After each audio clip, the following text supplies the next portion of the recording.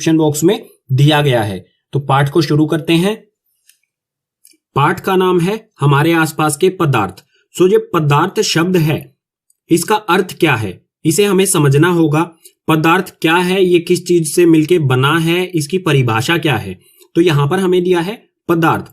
पदार्थ की परिभाषा क्या होगी, ऐसा कुछ भी जो स्थान घेरता है वह जिसमें द्रव्यमान होता है वह पदार्थ कहलाता है।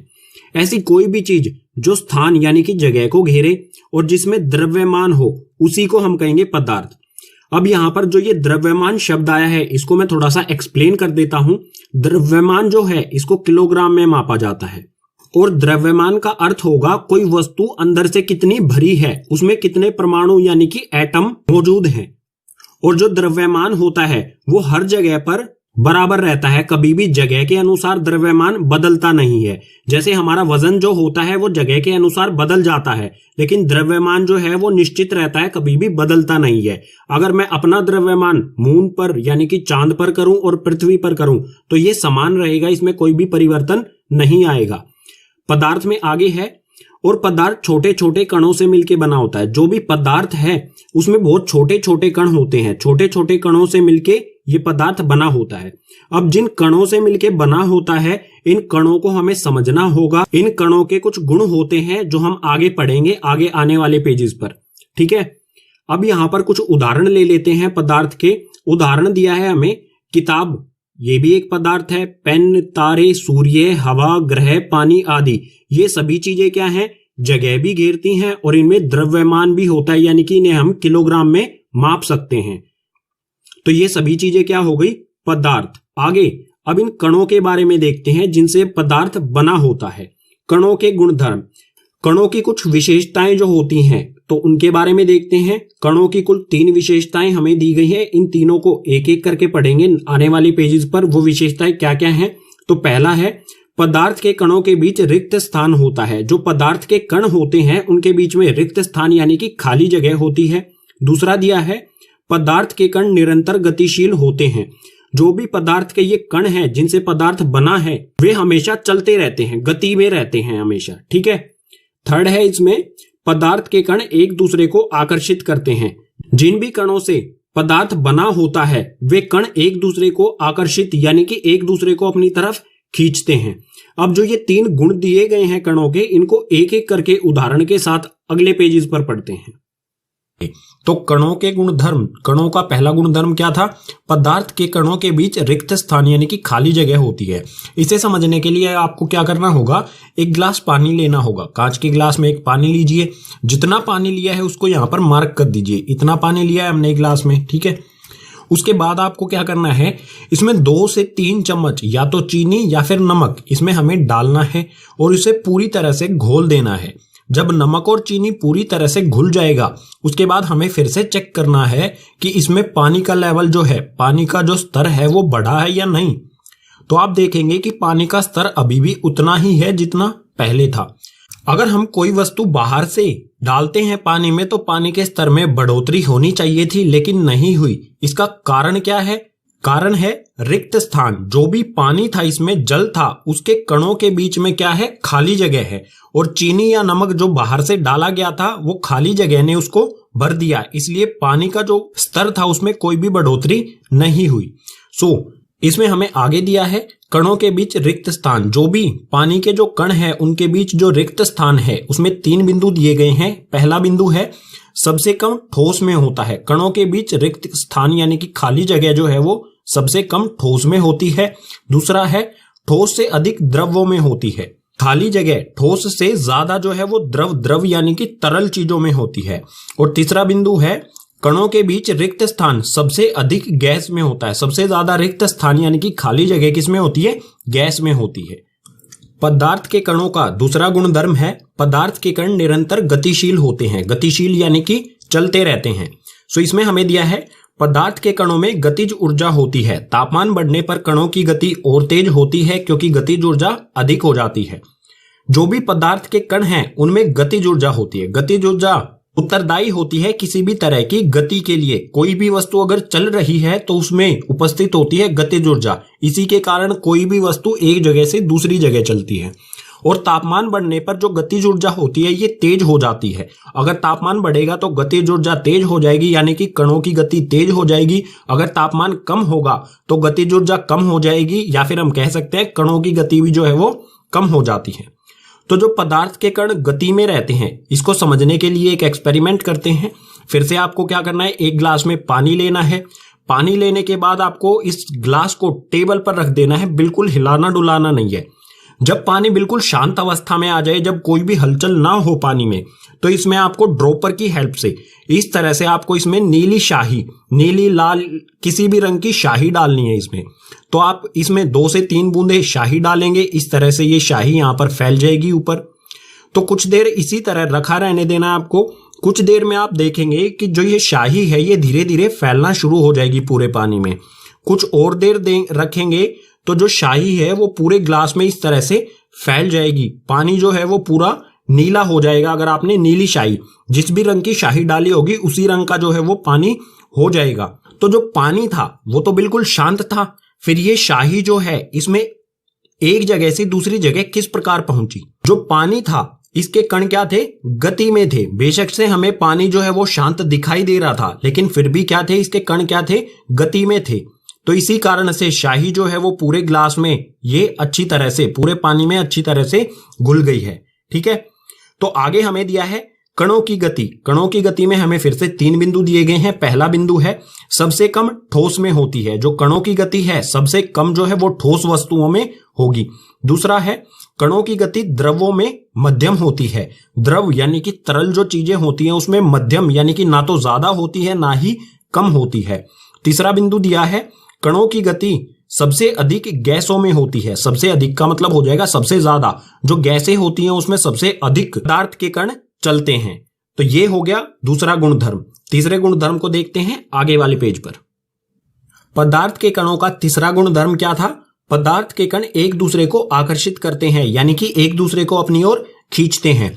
इसको समझने के लिए आपको जाना होगा पानी के नल के पास। इस तरह का जो नल होता है उसके पास आप जाइए, इसे खोल दीजिए। जब इसमें से पानी आना शुरू हो जाए, ये पानी आना इसमें से शुरू हो गया, अब आपको क्या करना है, इससे थोड़ी सी, इसका जो मुंह है इससे थोड़ी सी दूरी पर अपनी उंगली रख दीजिए। इस तरह से ये जो गोल बनाया है ये क्या है, आपकी उंगली। बिल्कुल बीच में धारा जो आएगी पानी की उसके बीच में आपको अपनी उंगली रखनी है। तो धारा आपकी उंगली से टकराएगी और इसकी 2 धाराएं बन जाएंगी। पानी जो है वो की 2 धाराओं में बट जाएगा इस तरह से। आधा पानी इस तरफ चला जाएगा, इस तरफ आने लग जाएगा, आधा इस तरफ।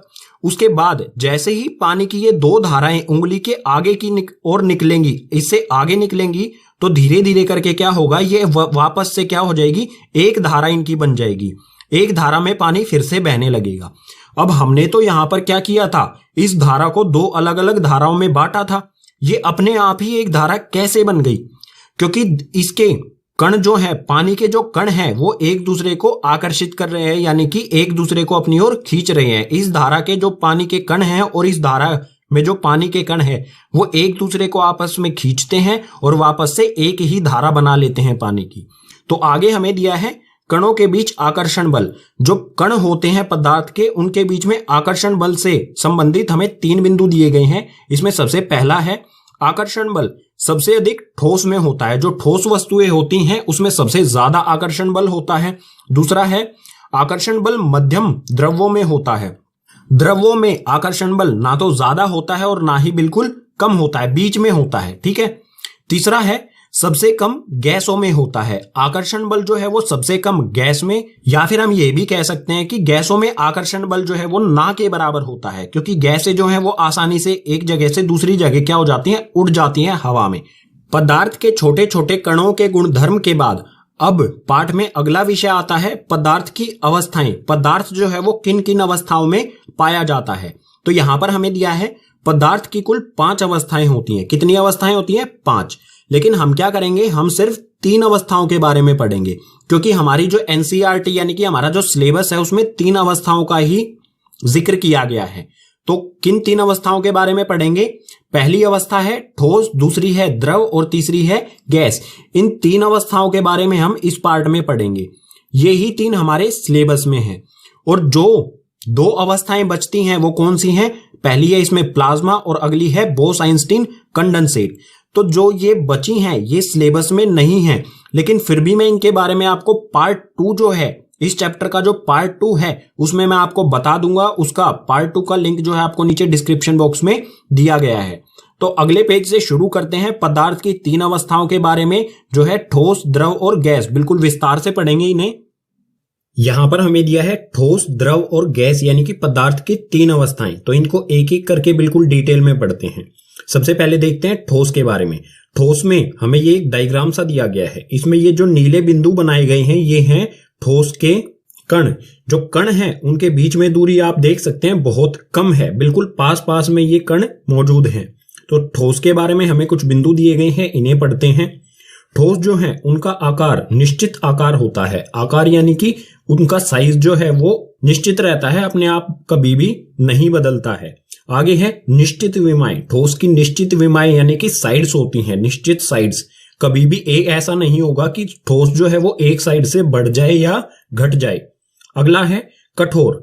ठोस वस्तुएं जो हैं वो सभी क्या है, कठोर होती हैं। आगे है असंपीड्य। असंपीड्य यानी कि जो ठोस चीजें होती हैं उनको संपीड़ित नहीं किया जा सकता है। संपीड़ित यानी कि प्रेशर, दबाव डालकर उनका साइज जो है वो बदल नहीं सकते हैं हम। और आगे है निश्चित आयतन। और आयतन भी ठोस वस्तुओं का निश्चित होता है। उदाहरण के लिए यहां पर हम ले लेंगे ठोस के क्या उदाहरण हो सकते हैं, मेज हो गया, ईंट हो गया। जो रबर बैंड होता है उसको अगर हम खींचेंगे तो उसका साइज चेंज हो जाता है, उसका आकार चेंज हो जाता है। तो उसका आकार चेंज होने के बावजूद भी उसे हम ठोस कहते हैं। क्यों कहते हैं? क्योंकि उसका आकार अपने आप चेंज नहीं होता है, हम बाहरी बल लगाते हैं तब चेंज होता है। ठीक है, इसलिए जो रबर बैंड होगा उसे भी हम ठोस कहेंगे। द्रव के जो कण होते हैं वो आप देख सकते हैं ठोस की अपेक्षा इनका जो दूरी है, इनके बीच की जो दूरी है वो ज्यादा है।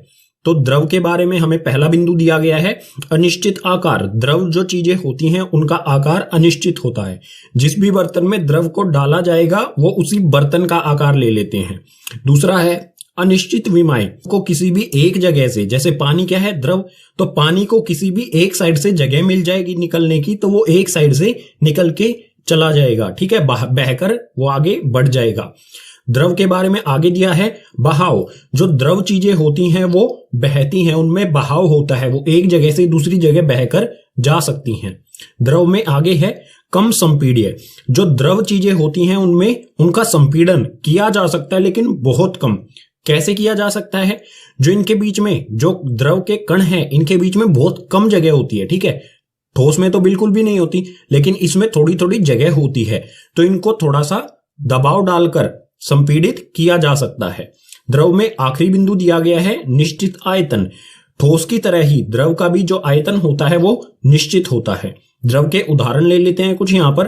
पानी और दूध, ये क्या हो गई, हमारी चीजें द्रव हो गई हैं। ठीक है, पदार्थ की तीसरी अवस्था है गैस। गैस के कणों को आप यहां पर देख सकते हैं, इनके बीच में बहुत ज्यादा दूरी है। ठीक है, तो इसके बारे में हमें बिंदु दिए गए हैं। इसमें सबसे पहला है अनिश्चित आकार। गैस जो है उसका आकार अनिश्चित, यानी कि जिस भी बर्तन में गैस को डाला जाएगा वो उसको पूरी तरह से भर देगी। अगर ऊपर से खुला होगा तो वो उससे बाहर भी निकल जाएगी।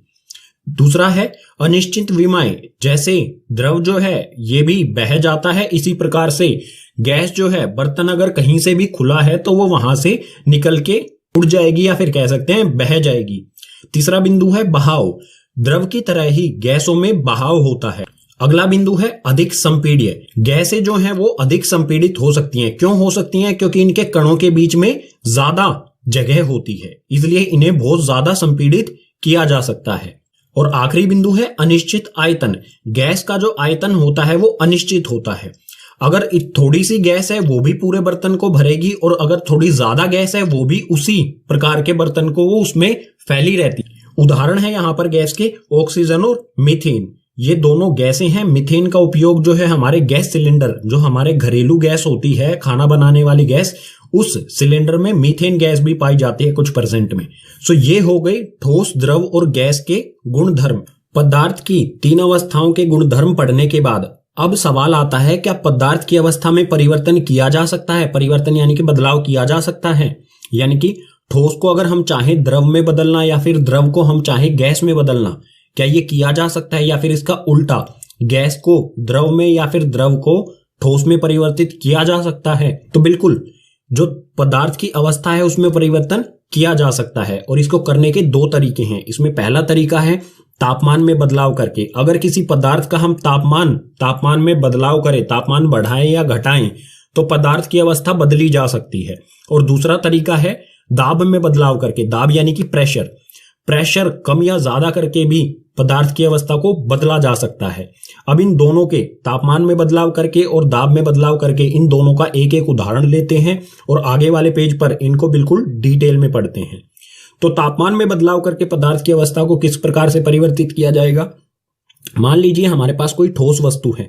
ठोस वस्तु का अगर हम तापमान बढ़ा दें, तापमान अगर हमने बढ़ाया, जमा का निशान क्यों लगा रहा हूं मैं यहां पर, अगर हमने ठोस का तापमान बढ़ा दिया तो वो द्रव में परिवर्तित हो जाएगा। ठीक है। अगर हम चाहें किसी चीज को द्रव से गैस में बनाना, तो फिर से हमें क्या करना होगा? तापमान बढ़ाना होगा, जमा करना होगा। तापमान बढ़ाया तो जो द्रव है वो गैस में परिवर्तित हो जाएगा। और अगर इसको बिल्कुल उल्टा करना चाहें, गैस को अगर हमें द्रव में बनाना है, तो इसमें क्या करना होगा? हमें तापमान घटाना होगा। और द्रव से ठोस बनाना हो तो फिर से हमें तापमान और कम करना होगा, तो द्रव से ठोस में परिवर्तन हो जाएगा। अब ये प्रक्रिया को एक उदाहरण से समझ लेते हैं। ठोस में हमारे पास यहां पर है बर्फ यानी कि आइस, जो फ्रिज में होती है हमारे, ये है बर्फ को अगर हमें द्रव यानी कि पानी में परिवर्तित करना है, तो हम क्या करते हैं? बर्फ को गर्म करते हैं। ठीक है। बर्फ को अगर हमने गर्म किया यानी कि उसका तापमान बढ़ाया, तो वो किस में परिवर्तित हो जाएगा? पानी में। ठीक है। इस तरह से ये पानी में बदल जाएगा। अगर हमें द्रव यानी कि पानी से अगर हमें गैस की अवस्था में इसे परिवर्तित करना है, तो इसका तापमान और बढ़ाएंगे, और बढ़ाने पर क्या होगा? ये भाप बनने लगेंगी पानी की, और भाप क्या होता है? गैसीय अवस्था है। ठीक है। तो तापमान बढ़ाने पर क्या हो जाएगा? गैस यह अवस्था यानी कि भाप में परिवर्तित हो जाएगा। तो हमने क्या किया?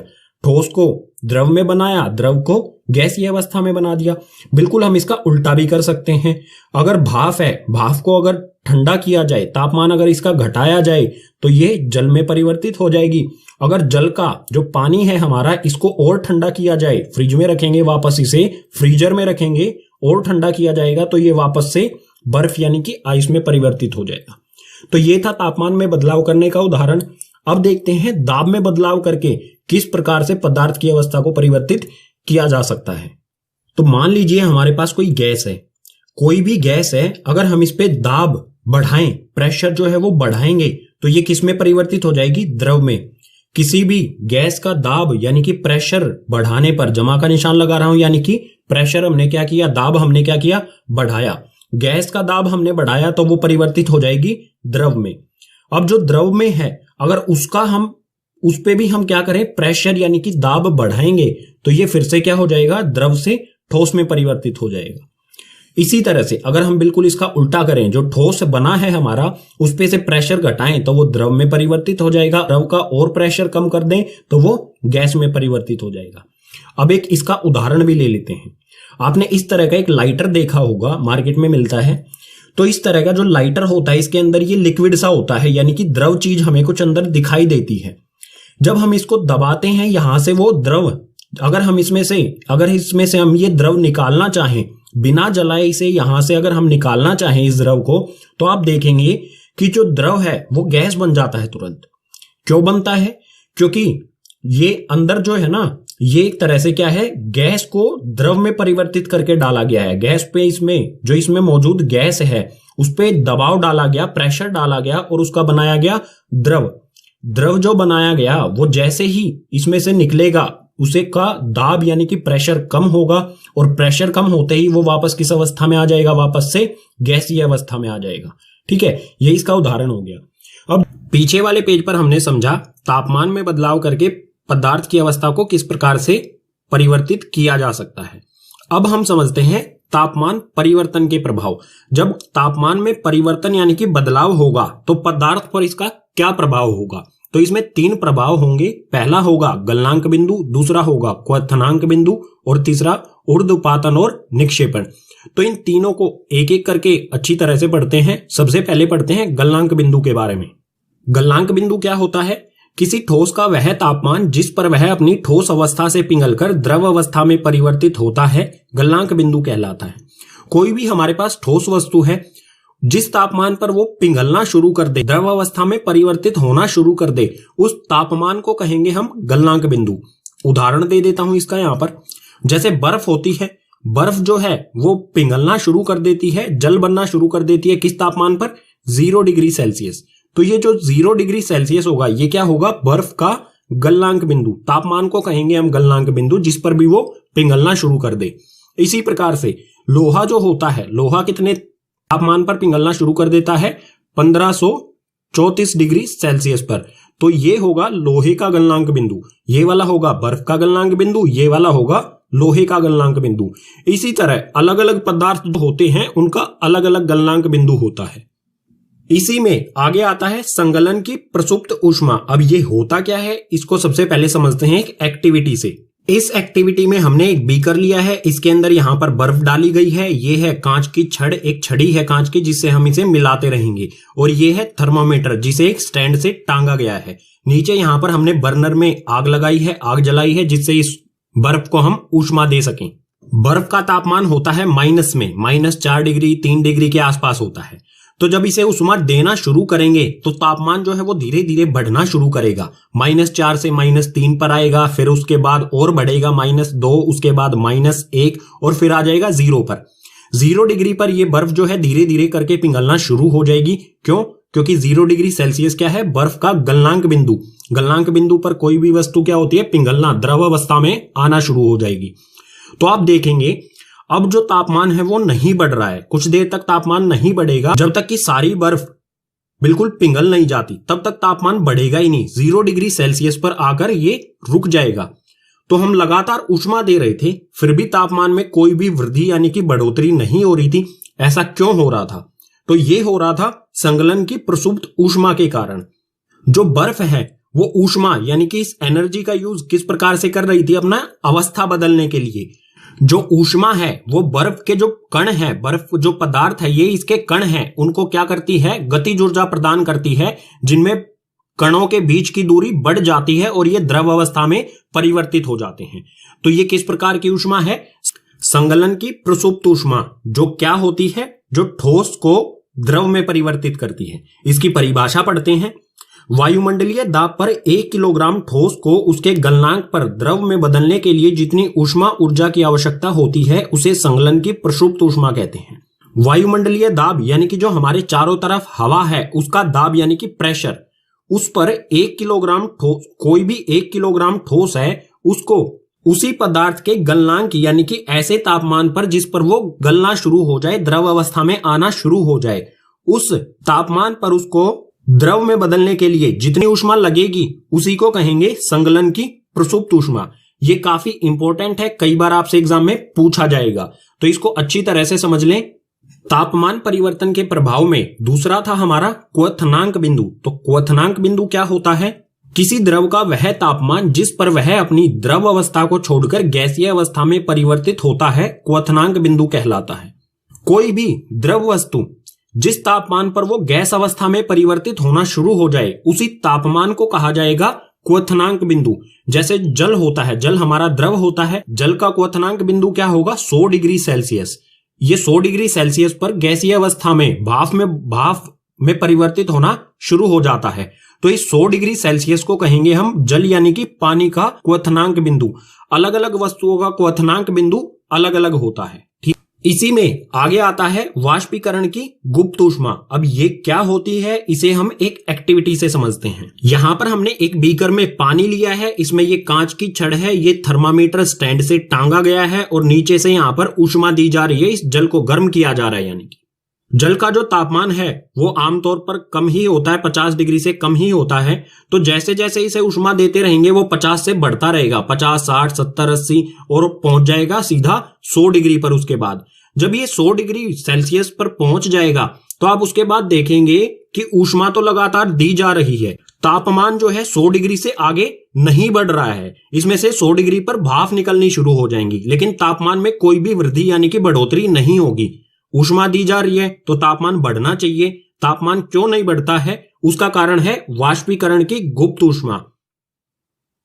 इसमें क्या होता है, ऊष्मा के कारण जो है, जो जल है वो अपनी अवस्था बदलकर भाप बनना शुरू हो जाता है। यह क्या होता है? वायुमंडलीय दाब पर 1 किलोग्राम द्रव को उसके क्वथनांक पर गैस में बदलने के लिए जितनी ऊष्मीय ऊर्जा की आवश्यकता होती है उसे वाष्पीकरण की गुप्त ऊष्मा कहते हैं। वायुमंडलीय दाब मैं बता चुका हूं, इस दाब पर 1 किलोग्राम द्रव लिया है। अब हमने 1 किलोग्राम द्रव को गैस में बदलने के लिए जितनी भी ऊष्मा की जरूरत होगी उसी ऊष्मा को कहा जाएगा वाष्पीकरण की गुप्त ऊष्मा। यहां पर यह ऊष्मा किस चीज में प्रयोग हो रही है? अवस्था परिवर्तन करने में, ना कि तापमान बढ़ाने में। ऊष्मा जो है वो क्या करेगी? जल के जो कण हैं उनको गतिज ऊर्जा प्रदान करेगी, इतनी गतिज ऊर्जा प्रदान कर देगी कि वो गैसीय अवस्था में परिवर्तित हो जाएंगे। तो ये वाष्पीकरण की गुप्त ऊष्मा जो है ये भी काफी इंपॉर्टेंट है, एग्जाम में कई बार पूछा गया है, आगे भी पूछा जाएगा, तो इसे बिल्कुल अच्छी तरह से समझे।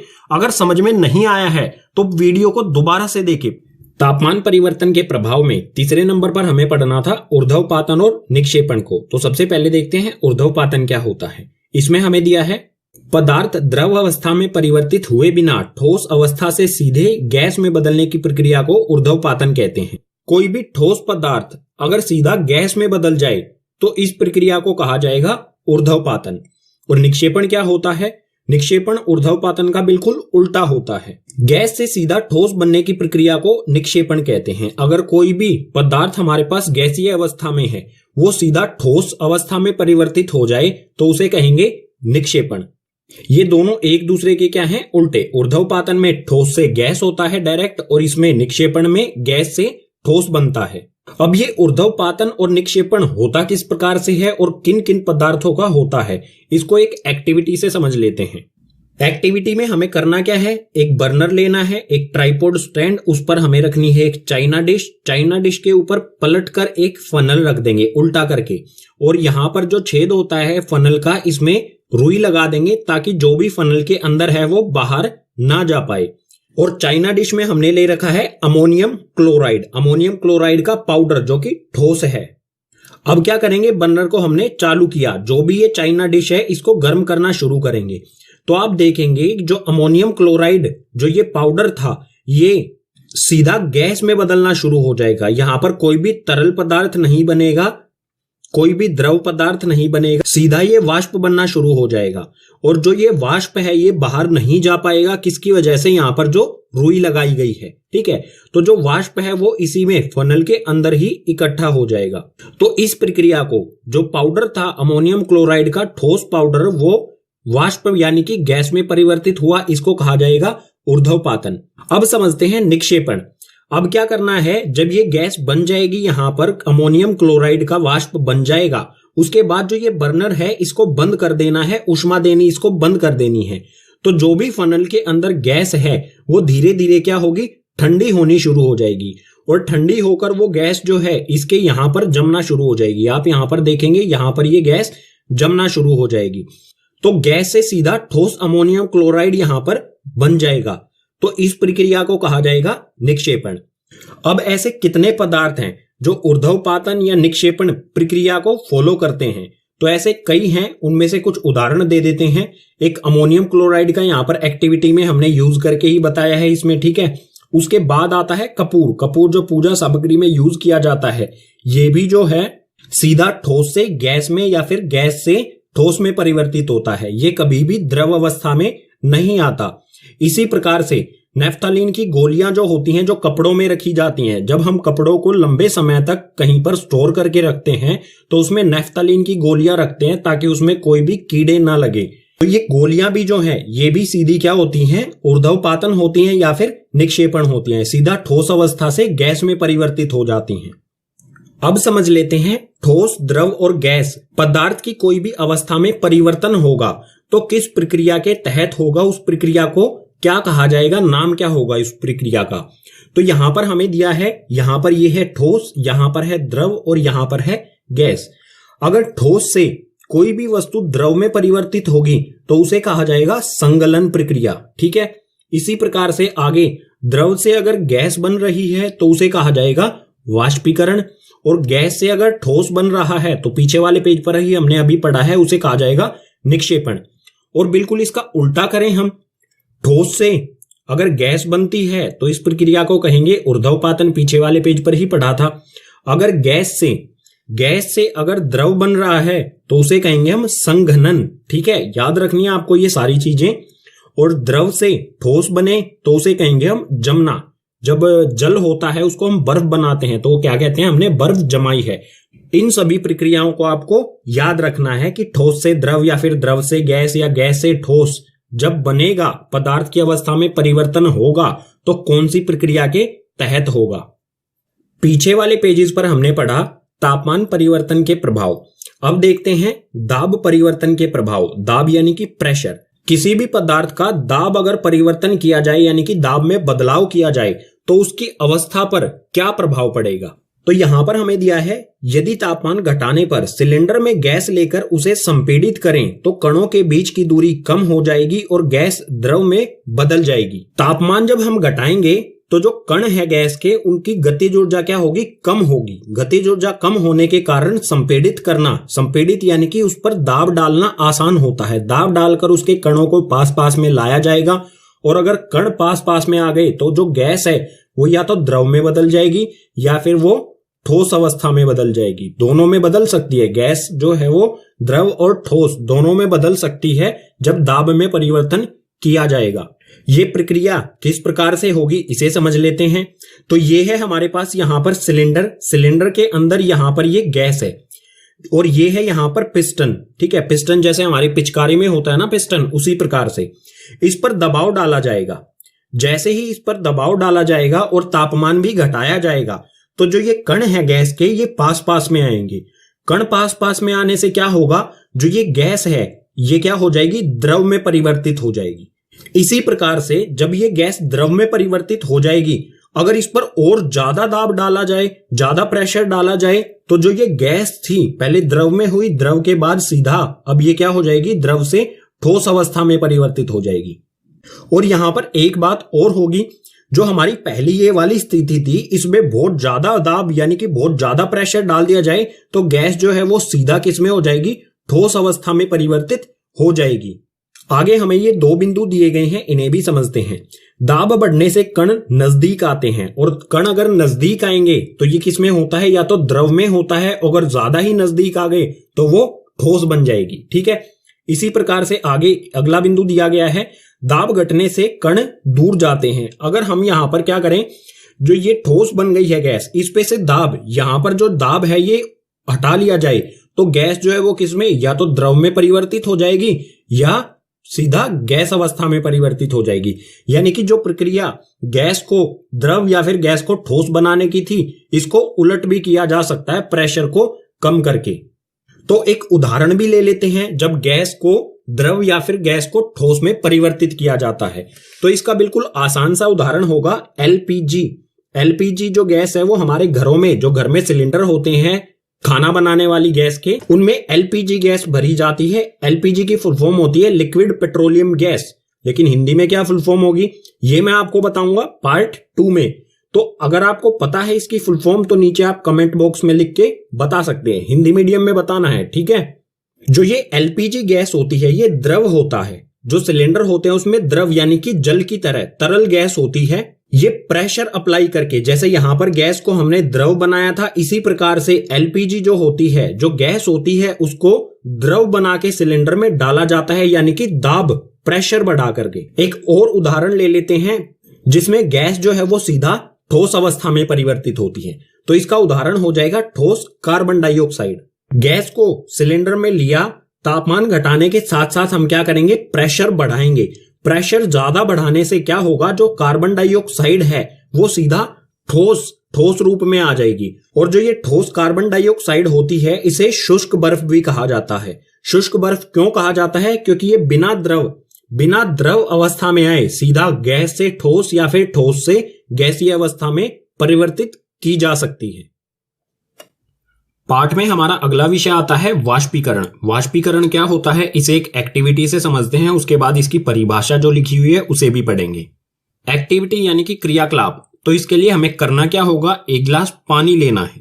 एक गिलास पानी लेना है, उस पर निशान लगा देना है कि इस गिलास में कितना पानी है, इतना। ठीक है, ये निशान लगा दिया। इस गिलास पानी को एक दिन सुबह आप भर के रख दीजिए, उसके बाद इसको आपने छेड़ना नहीं है, बिल्कुल शांत अवस्था में इसे रखा रहने दीजिए। शाम को आपको फिर से इसका लेवल चेक करना है कि पानी अभी भी इसमें इतना है या कम हो गया। तो आप देखेंगे कि पानी का जो लेवल था इसमें से पानी कहीं ना कहीं गायब हो गया। पानी का जो लेवल है वो इतने से इतना, जो इससे ऊपर पानी था वो गायब हो चुका है कहीं। तो वो पानी कहाँ गया? तो इससे ऊपर जो भी पानी था वो क्या हो गया? वाष्प, भाप बनकर हवा में उड़ गया। इसी प्रक्रिया को कहा जाता है वाष्पीकरण। परिभाषा से बिल्कुल अच्छी तरह से समझते हैं इसे। यह सतह पर होने वाली प्रक्रिया है जिसमें द्रव पदार्थ में सतह के कण क्वथनांक से नीचे किसी भी तापमान पर वाष्प में बदलने लगते हैं। इस प्रक्रिया को वाष्पीकरण कहते हैं। वाष्पीकरण क्या होता है? सतह पर होने वाली प्रक्रिया। जो पानी की ऊपर की सतह है सिर्फ यहां से वाष्पीकृत होगा। क्वथनांक यानी कि उबलने वाले तापमान से कम तापमान पर, अगर उबलने वाले तापमान से किसी भी कम तापमान पर ये द्रव से गैस में बदल रहा है, भाप में बदल रहा है, तो कहा जाएगा वाष्पीकरण। वाष्पीकरण में आगे आता है वाष्पीकरण को प्रभावित करने वाले कारक, यानी कि ऐसी कौन कौन सी और कितनी वजह हैं जो वाष्पीकरण को बढ़ा सकती हैं या वाष्पीकरण को कम कर सकती हैं। तो ऐसी 4 वजह हैं जो यहां पर लिखी गई हैं, इनको एक एक करके समझते हैं। तो इसमें सबसे पहली वजह है सतह का क्षेत्रफल। सतह का क्षेत्रफल जो है वो वाष्पीकरण की दर को प्रभावित कर सकता है, कम भी कर सकता है और ज्यादा भी कर सकता है। किस तरह से करेगा ये उदाहरण के साथ समझते हैं। हमने क्या किया, एक कप में चाय ली, एक कप में चाय ली और एक प्लेट में चाय ली। जो कप के नीचे प्लेट होती है उसमें चाय ली, दोनों में चाय है। तो किसमें ज्यादा वाष्पीकरण होगा? वाष्पीकरण होगा प्लेट में ज्यादा। क्यों? क्योंकि इसकी सतह का क्षेत्रफल ज्यादा है। और वाष्पीकरण कौन सी प्रक्रिया होती है? सतह पर होने वाली प्रक्रिया। तो सतह अगर ज्यादा है तो वाष्पीकरण ज्यादा होगा, अगर सतह कम है तो वाष्पीकरण कम होगा। इसलिए प्लेट में वाष्पीकरण ज्यादा होगा और कप में वाष्पीकरण कम होगा। इसी तरह से वाष्पीकरण को प्रभावित करने वाला दूसरा कारण है तापमान। तापमान अगर हम बढ़ाएंगे तो वाष्पीकरण भी जो है वो बढ़ने लगेगा, वाष्पीकरण भी उतनी ही तेजी के साथ बढ़ेगा। अगर तापमान हम घटाएंगे तो वाष्पीकरण भी जो है वो धीमा हो जाएगा। कैसे? जैसे हम गर्मी में 1 गिलास पानी बाहर रख दिया हमने, ठीक है, ये हमने गर्मी में रखा और इतना ही गिलास भर के हमने एक सर्दी में रखा। मान लीजिए ये सर्दी वाला है।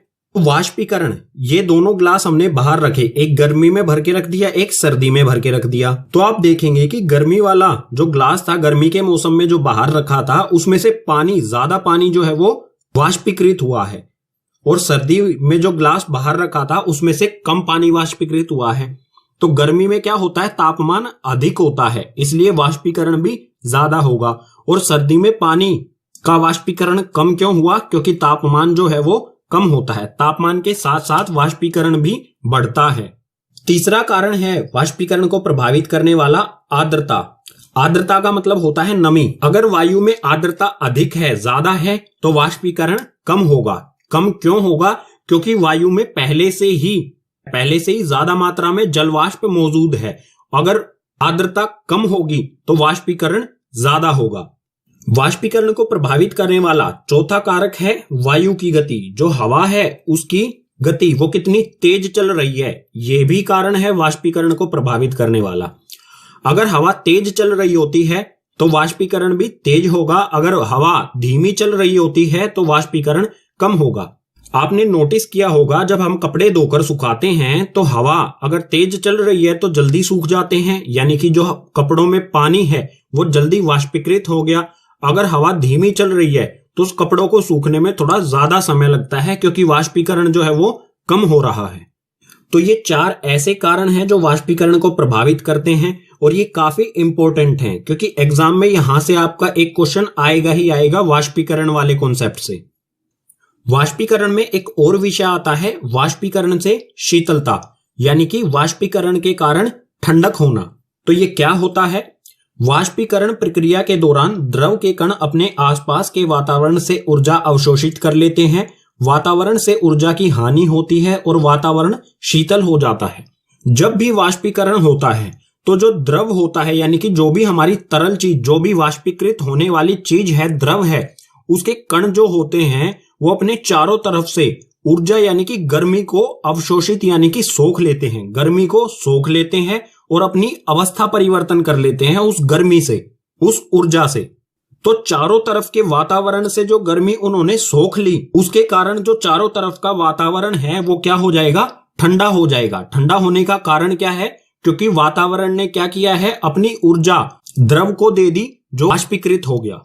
तो एक एक्टिविटी से इसे समझ लेते हैं। एक्टिविटी में आपको करना क्या है, अपना हाथ लेना है, ठीक है। अपने हाथ पे आप पेट्रोल, एसीटोन या फिर परफ्यूम जो होता है उसकी कुछ बूंदें डालिए। अपनी हथेली पर आप उसकी कुछ बूंदें डालेंगे तो आप देखेंगे कि आपकी हथेली जो है वो ठंडी हो गई है।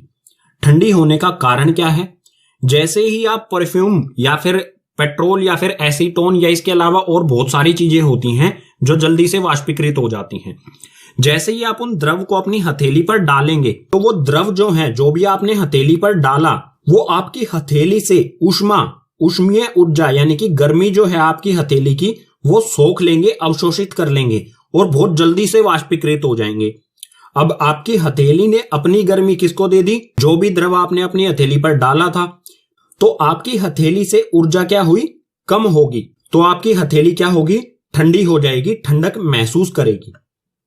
अगर इस तरह से भी नहीं समझ में आया है तो एक और उदाहरण देता हूं जो आपने अक्सर किया होगा। आपको क्या करना है, एक तवा लेना है, ठीक है। इस तरह से तवा, उसे गर्म करना है। गर्म करने के बाद आपको क्या करना है, इस पर पानी डालना है। पानी डालने से क्या होगा, इस पे जैसे ही आपने पानी डाला, पानी क्या होगा, वाष्प बनने लगेगा। वाष्प यानी कि भाप बनने लगेगा। भाप क्यों बन रहा है ये पानी, क्योंकि ये ऊर्जा किससे सोख रहा है, जो तवा गर्म हुआ था, इसकी गर्मी को, जो पानी डाला गया है वो पानी इसकी गर्मी को सोख लेगा और तवे को ठंडा कर देगा। तो पानी की वजह से नहीं, पानी के वाष्पीकरण की वजह से ये तवा जो है वो ठंडा हो जाएगा। वाष्पीकरण से शीतलता के कारण ही जो हमारे मटके होते हैं उनमें पानी ठंडा रहता है और इसी के कारण जो हमारे कूलर होते हैं वो ठंडी हवा देते हैं और इसी के कारण जो हम हथेली पर पेट्रोल, एसीटोन या फिर और कुछ भी द्रव डालते हैं तो हमें ठंडक महसूस होती है। वाष्पीकरण के साथ ही पाठ के सभी विषय हो जाते हैं कंप्लीट। तो अब आपके लिए यहां पर मैंने कुछ महत्वपूर्ण प्रश्न यानी कि इंपॉर्टेंट क्वेश्चन दिए हैं। यहां पर नीचे की तरफ टोटल 8 क्वेश्चन है, तो इसका एक स्क्रीनशॉट ले लीजिए। ये सिर्फ क्वेश्चन है, तो इसके आंसर मिलेंगे इस वीडियो के भाग 2 में, इस पाठ के भाग 2 में, जिसका लिंक नीचे डिस्क्रिप्शन बॉक्स में आपको दिया गया है। भाग 2 भी जरूर देखें। और इसके अलावा भी बहुत सारे क्वेश्चंस हैं जो एग्जाम में आ सकते हैं, तो उनको भी मैं भाग 2 में ही आपके लिए इंक्लूड करूंगा। तो उम्मीद करूंगा पाठ के सभी विषय आपको समझ आए होंगे। अगर आपको सभी विषय समझ आए हैं तो इस वीडियो को अपने क्लासमेट्स के साथ ज्यादा से ज्यादा शेयर कीजिए और कोई भी डाउट रहता है तो उसे कमेंट बॉक्स सेक्शन में मेंशन कीजिए। मैं कोशिश करूंगा सभी कमेंट्स की रिप्लाई करने की। और साथ ही फिर से बता देता हूं, इस पाठ के एनसीईआरटी हल नोट्स और भाग 2 की जो वीडियो है उसका लिंक नीचे डिस्क्रिप्शन बॉक्स में दिया गया है।